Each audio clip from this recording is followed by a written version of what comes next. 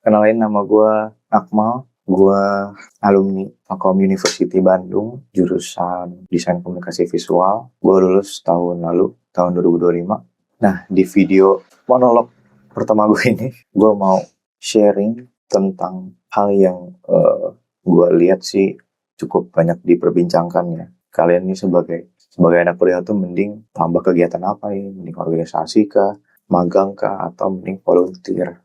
Pada saat gue kuliah 2021 sampai 2025, gue itu nyobain tiga-tiganya. Jadi di sini gue mau sharing nih pengalaman gue tentang ketiga hal tersebut dan bagaimana dampaknya terhadap hidup gue dari ketiga hal tersebut. Gue mulai dari pengalaman gue yang paling early dulu, magang. Dan gue bakal jelasin timelinenya dengan semester ya, semester. Misalkan gue di semester 2 ngapain, semester 3 ngapain, kayak gitu. Pokoknya gue kuliah tingkat 1, semester 1 dan 2 itu gue udah kuliah aja. Nah, tapi gue udah nge-preparein untuk magang di libur semester genap keganjil. Karena di Telkom University itu liburnya lama banget, kayak 3 bulan kurang lebih. Sebenarnya gue ada privilege sedikit lah, karena kakak-kakak gue itu dari Telkom juga. Dan gue udah tahu kalau Telkom ini liburnya lama. Plus kakak-kakak gue juga menyarankan gue untuk lu cari kegiatan pas libur, jangan kayak gue dulu, gue malah main game doang, gue malah main doang segala macam dan lain-lain. Oke, akhirnya gue dari situ dengerin lah kakak gue masuk ke libur semester genap keganjil 2 ke 3. Akhirnya gue nyari lah di situ, nyari magang waktu itu. Gue nyari itu lewat, waktu itu ada lewat Instagram, ada lewat LinkedIn, dan beberapa gue nyari di keyword Google doang gitu loh. Singkat cerita gue dapetnya part time, jadi masih ada bayaran lah. Waktu itu gue sebagai video editor gitu. Di tempat gue yang pertama ini, itu gue lumayan lama. Dari semester 3 sampai early semester 5. Jadi kurang lebih setahun gitu. Nah, dari pengalaman pertama gue ini, gue bisa bilang underpaid lah. Tapi gue di situ memfokuskan diri gue untuk belajar gitu loh. Gue untuk mengetahui kayak gimana sih dunia pekerjaan ini gimana. Ya gue bakal ketemu salah-salah, dan gue mungkin juga, ya gue sempet beberapa kali dimarahin juga sama leader gue atau bahkan si ownernya gitu. Jadi di situ tuh kayak ngebentuk mental sih, bentuk mental di sana.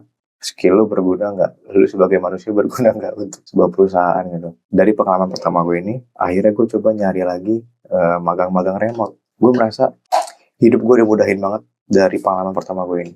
Gue magang tuh rasanya effortless gitu loh untuk dapat. Gue ada waktu itu satu di Bogor, satu di Singapura. Gue waktu itu berbarengan nih, 2 magang sambil kuliah. Dan waktu itu di akhir-akhir masa gue part time di tempat yang pertama itu. Jadi kayak 4 kegiatan sekaligus gue lakuin secara bersamaan dan bisa-bisa aja gitu loh. Setelah itu semester 5 gue fokus di freelance sama di magang remote itu. Nah, menuju semester 6, waktu itu ada yang namanya tuh program MSIB dari pemerintah. Dia itu sebenarnya basicnya sama kayak magang hub buat mengakomodir mahasiswa-mahasiswi untuk bekerja, tapi bedanya magang hub itu buat fresh graduate. Nah, kalau MSIB ini buat lu sebagai mahasiswa mengkonversi SKS lu. Jadi lu bisa tuh 1 semester nggak ke kuliah, nggak ke kampus samsat, lu cuma kerja aja. Nah, waktu itu gue apply di Telkom Indonesia lah. Gue apply di sana, dan lagi-lagi gue merasa nggak terlalu effort gue untuk bisa keterima di sana. Gue nggak nyangka aja gitu, karena Telkom itu gede kan. Siapa yang nggak tahu? Gen X, Gen Boomer tuh pasti tahu lah Telkom gitu. Tapi di sisi lain gue merasa kayak nggak terlalu susah lah gue masuknya. Asumsi gue karena 3 pengalaman ke belakang yang memudahkan gue untuk masuk ke Telkom. Gue magang di sana, gue nggak ke kampus sama sekali, gue cuma kerja aja fokus Senin sampai Jumat, 9 to 5, gue bener kayak orang kerja gitu. Dari situ gue dapat kesempatan lagi untuk melanjutin MSIB 7. Sebenarnya waktu itu gue sempat disarankan sama wali dosen gue untuk sebaiknya jangan, karena di semester 7 ini menurut beliau itu krusial karena ada matkul seminar ya buat persiapan tugas akhir atau skripsi gitu loh. Tapi guanya kekeh gitu loh. Gue tetap pengen di dunia ini, gue tetap pengen kerja gitu loh. Ntar aja lah gue fokus TA-nya di semester 8 gitu. Akhirnya udah gue lanjutin tuh. Pada akhirnya semester 6 dan 7 setahun penuh, tahun 2024 tuh gue gak ke kampus sama sekali, gue cuma magang. Itu akhir dari permagangan gue. Organisasi ini sebenarnya gue lakuin sebelum gue masuk MICB, sekitar semester 5, mau masuk di semester 5. Waktu itu gue nyobain organisasi persiapan ospek. Gue di situ jadi mentor gitulah, mentor buat maba-mabanya gitu loh. Kayak gue nanti bakal ngasih penugasan, gue bakal ngenalin lingkungan segala macam gitu. Di situ gue dapetin pengalaman kurang lebih lebih ya 2 bulan lah. Gue bisa merasakan gimana sih gitu loh organisasi sama anak-anak yang seumuran, anak-anak sejurusan, sefakultas, seperti itu. Lompat lagi nih ke 2025. 2025 ini gue fokus TA sebenarnya, semester 8. Tapi gue waktu itu iseng, gue coba daftar volunteer waktu itu. Ini volunteer untuk kayak lu ngajar ke anak SD di Malaysia gitu. Tapi programnya tuh jadi lu ke 3 negara, Malaysia, Singapura, Thailand. Di Malaysia ini lu ngajar anak SD itu, dan beberapa ada cultural visit gitu loh, kayak ke Matic, terus ke KBRI, terus ada beberapa ke kampus di Malaysia. Kalau ke Singapura tuh gue kayak pure main aja, dan ke Thailand tuh gue ada visit ke kampus di Thailand, Prince of Songkla University gitu. Itu gue lakuin di saat gue lagi TA. Emang gue agak nekat sih, karena jadi pas gue di sana ada satu momen gue tuh harus yang namanya preview tugas akhir. Jadi kayak ada step-stepnya kan ketika lo tugas akhir. Setahun progress lah, lo udah sampai mana. Ada preview 1, 2, 3. Gue beneran minta izin ke dosen penguji gue bahkan. Gue bilang kayak, Bu, saya lagi ada ini kegiatan segala macam. Pokoknya gue berusaha lah segala macam. Akhirnya ya udah diizinin untuk online gue si previewnya. Dan lewatlah si kegiatan tersebut. Dan singkat cerita gue yudisium di Agustus,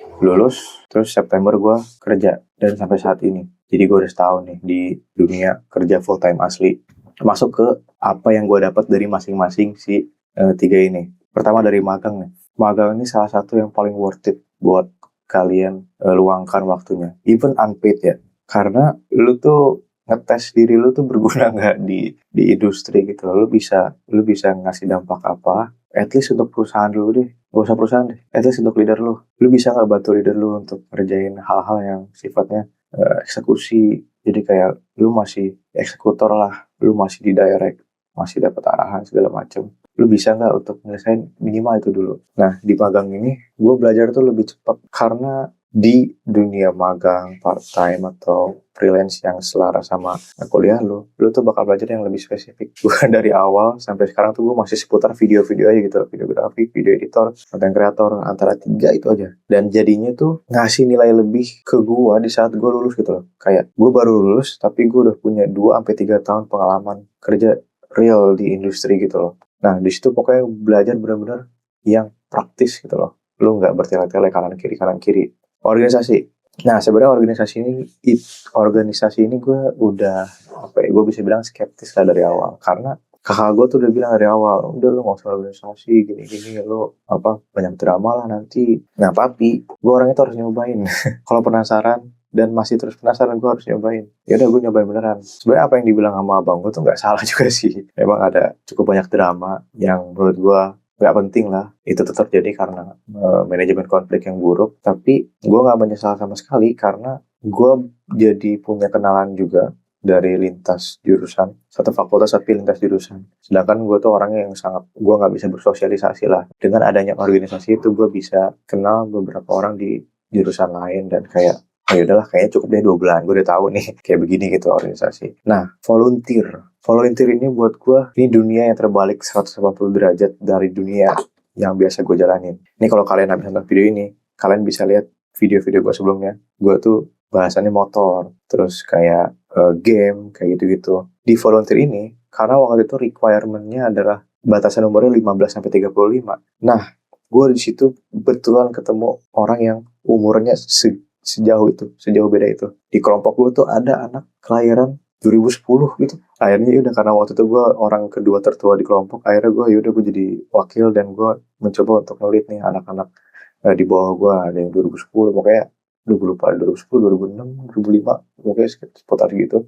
Terus di luar kelompok gue ketemu sama dosen yang lagi studi S3, kelompok gue yang baru masuk SMA, dan ketemu sama orang yang lagi S3. Approach-nya tuh sangat beda, obrolannya sangat beda. Dan di situ gimana caranya gue bisa menempatkan diri gitu loh. Akhirnya di situ yaudah gue banyak ngobrol sama yang si dosen ini, terus ada juga gue banyak bercanda sama si anak-anak kelompok gue. Surprisingly ya, itu satu momen yang gue nggak bisa lupain banget volunteer ini. Kayak lu selama 6 atau 7 hari, gue lupa, lu bareng-bareng, lu satu bis. Bahkan waktu itu gue ada satu kamar dengan orang lain juga kan, orang yang baru kenal gue juga. Akhirnya di situ ya mau nggak mau gue harus ada bonding dong, ngobrol apa segala macam basa-basi. Kesimpulannya, sepengalaman gue merasa sangat dimudahkan dengan 3 pengalaman gue yang berbeda ini. Magang atau part-time atau freelance, organisasi, dan volunteer. Cukup dimudahkan untuk bisa keterima kerja. Well paid gue di sini. Di tempat kerja gue yang full time ini gue well paid. Sehingga gue sangat menyarankan minimal banget untuk memudahkan hidup kalian ke depannya. Minimal kalian 2 deh. Antara organisasi atau magang, terus magang atau volunteer, atau organisasi atau volunteer. Tapi kalau misalkan memungkinkan tiga-tiganya, menurut gue tiga-tiganya deh. Ketika lu kuliah, kegiatan di luar itu idealnya bukan bertujuan cari duit, supaya lu fokus belajar, bukan fokus nyari duitnya gitu. Ini gue ngetik udah lumayan panjang juga ya, dan gue ngomong tanpa skrip. Mohon maaf kalau gue ada ngelanturnya. Kalau kalian ada yang mau nanya, atau ada yang mau curhat, atau ada yang punya pengalaman yang serupa, kalian bisa komen di bawah. Dan kalau ada masukan, apalagi ya, gue baru bikin nih video pertama monolog kayak gini, komen di bawah. Sampai jumpa di video selanjutnya.